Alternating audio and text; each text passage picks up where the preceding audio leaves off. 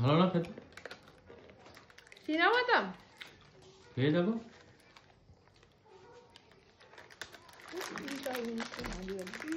ভালো লাগছে না?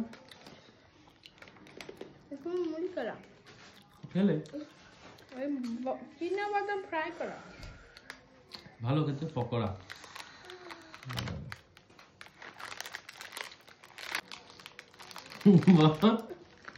বলো কি বলছিলে?